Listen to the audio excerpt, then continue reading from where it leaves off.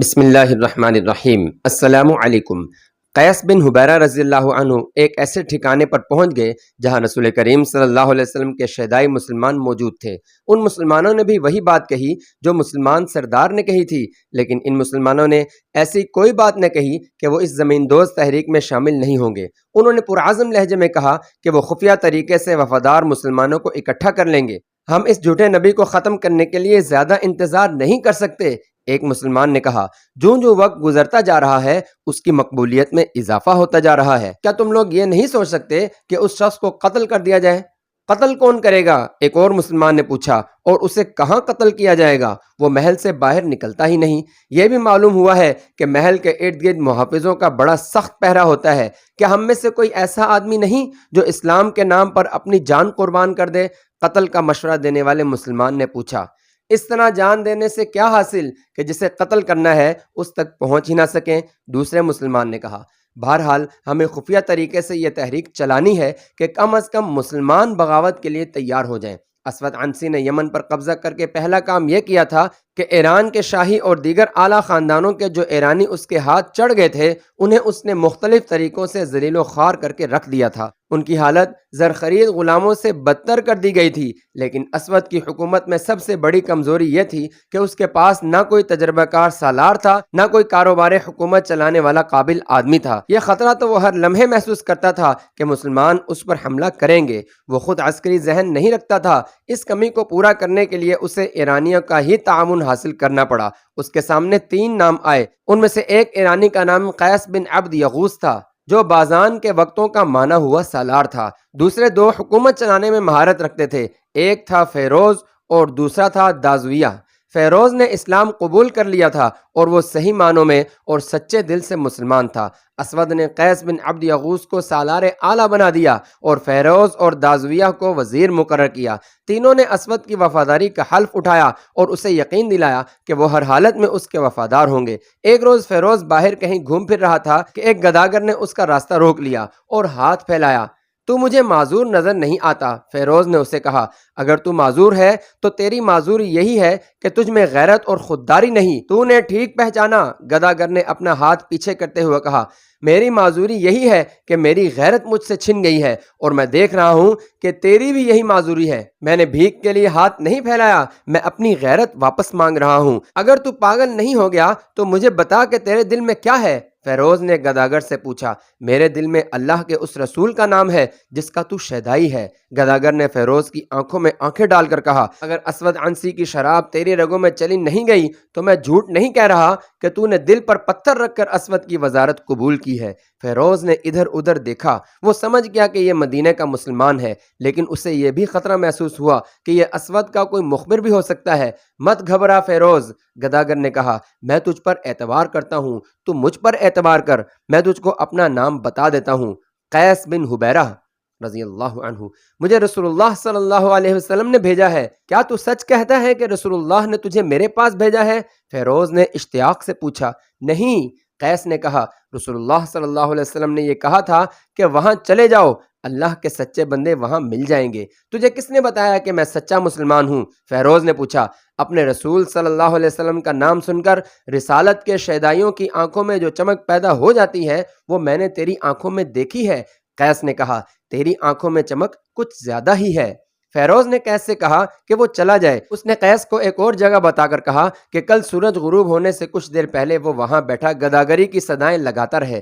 اگلی شام فیروز اس جگہ سے گزرا جو اس نے قیس بن حبیرہ رضی اللہ عنہ کو بتائی تھی۔ فیروز کے اشارے پر قیس گداگروں کے انداز سے اٹھ کر فیروز کے پیچھے پیچھے ہاتھ پھیلا کر چل پڑے۔ رسول خدا صلی اللہ علیہ وسلم تک پیغام پہنچا دینا کہ آپ صلی اللہ علیہ وسلم کے نام پر جان قربان کرنے والا ایک آدمی اسود عنسی کے سائے میں بیٹھا ہے۔ فیروز نے چلتے چلتے ادھر ادھر دیکھے بغیر دھیمی سی آواز میں کہا، اور میں حیران ہوں کہ اتنی جنگی طاقت کے باوجود رسول اللہ صلی اللہ علیہ وسلم نے یمن پر حملہ کیوں نہیں کیا؟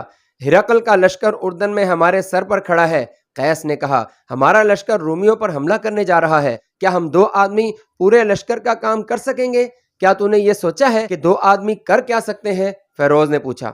قتل، قیس نے جواب دیا اور کہنے لگا، مجھ سے یہ نہ پوچھنا کہ اسود کو کس طرح قتل کیا جا سکتا ہے۔ کیا تو نے اپنے چچا کی بیٹی آزاد کو دل سے اتار دیا ہے؟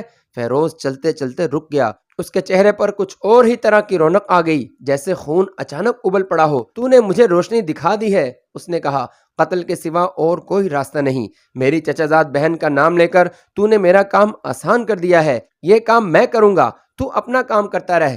جا قیس، زندہ رہے تو ملیں گے۔ مورخوں نے لکھا ہے، فیروز کے دل میں اسود کی جو نفرت دبی ہوئی تھی وہ ابھر کر سامنے آ گئی۔ اس نے اسود عنسی کے ایرانی سالار قیس بن عبد یغوث اور دازویہ کو بھی اپنا ہمراز بنا لیا۔ اسود کا قتل ایک ایسے وزیر کے لیے بھی آسان نہیں تھا جو اس کے ساتھ رہتا تھا۔ اسود کے محافظ اسے ہر وقت اپنے نرغے میں رکھتے تھے۔ سوچ سوچ کر ان تینوں ایرانیوں نے یہ فیصلہ کیا کہ آزاد کو اس کام میں شریک کیا جائے، لیکن قتل آزاد کے ہاتھوں نہ کرایا جائے۔ آزاد تک رسائی آسان نہیں تھی۔ اسود کو شک ہو گیا تھا کہ تینوں ایرانی اسے دل سے پسند نہیں کرتے، اس نے ان پر بھروسہ کم کر دیا تھا۔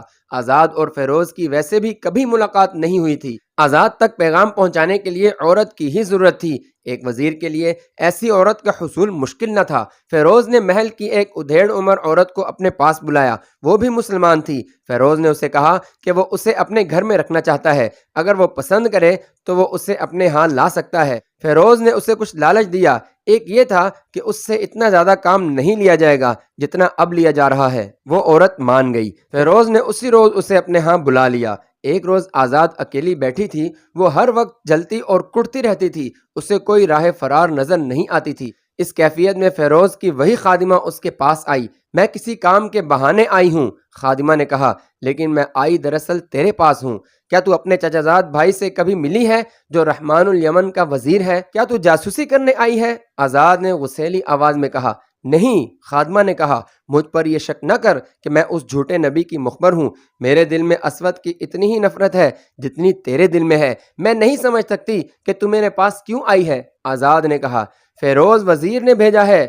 خادمہ نے کہا، میں فیروز کا نام بھی نہیں سننا چاہتی۔ آزاد نے کہا، اگر اس میں غیرت ہوتی تو وہ اس شخص کا وزیر نہ بنتا جس نے اس کی چچا زاد بہن کو بیوہ کیا اور اسے جبرن اپنی بیوی بنا لیا۔ آزاد شاہی خاندان کی عورت تھی، وہ ان لونڈیوں اور باندیوں کو اچھی طرح سمجھتی تھی۔ اس نے باتوں باتوں میں اندازہ کر لیا کہ یہ عورت مخبری کرنے نہیں آئی۔ اس نے خادمہ سے پوچھا کہ فیروز نے اس کے لیے کیا پیغام بھیجا ہے۔ خادمہ نے بتایا کہ وہ اس سے ملنا چاہتا ہے۔ آزاد نے اسے ایک جگہ بتا کر کہا کہ فیروز وہیں رات کو آ جائے، لیکن ہمارے درمیان ایک دیوار حائل ہوگی۔ آزاد نے کہا، اس میں ایک جگہ ایک دریچہ ہے جس میں سلاخیں لگی ہوئی ہیں، فیروز سلاخوں کی دوسری طرف کھڑا ہو کر بات کر سکتا ہے۔ خادمہ نے آزاد کا پیغام فیروز کو دے دیا۔ اسی رات فیروز محل کے ارد گرد کھڑی دیوار کے اس مقام پر پہنچ گیا جہاں سلاخوں والا چھوٹا سا دریچہ تھا۔ آزاد اس کے انتظار میں کھڑی تھی۔ تیری خادمہ پر مجھے اعتبار آ گیا ہے، آزاد نے کہا۔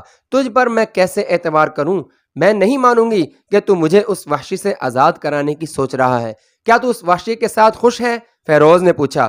اس سے زیادہ قابل نفرت آدمی میں نے اور کوئی نہیں دیکھا۔ آزاد نے کہا، تیرا یہاں زیادہ دیر تک کھڑے رہنا ٹھیک نہیں، فوراً بتا تجھے اتنے عرصے بعد میرا کیوں خیال آ گیا ہے؟ کیا اس وقت اسود کے ادھر نکل آنے کا خطرہ ہے؟ فیروز نے پوچھا۔ نہیں، آزاد نے کہا، پہرے داروں کا خطرہ ہے۔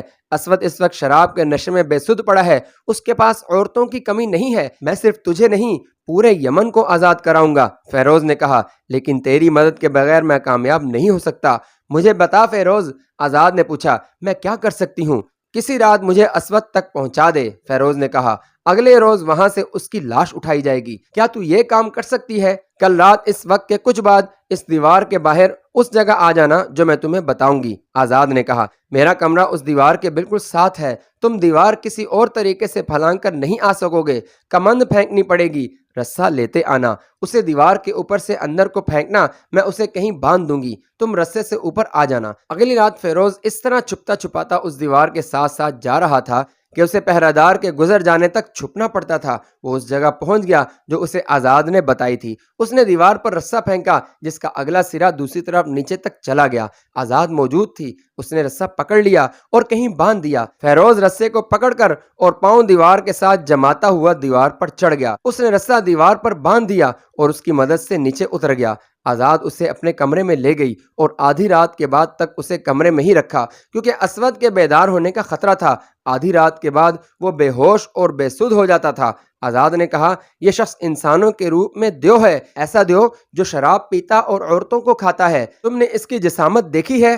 اتنا لمبا اور چوڑا جسم تلوار کے ایک دو وار کو شراب کی طرح پی جائے گا، اسے ہلاک کرنا آسان نہیں ہوگا، اسے ہلاک کرنا ہے، خواہ میں خود ہلاک ہو جاؤں۔ فیروز نے کہا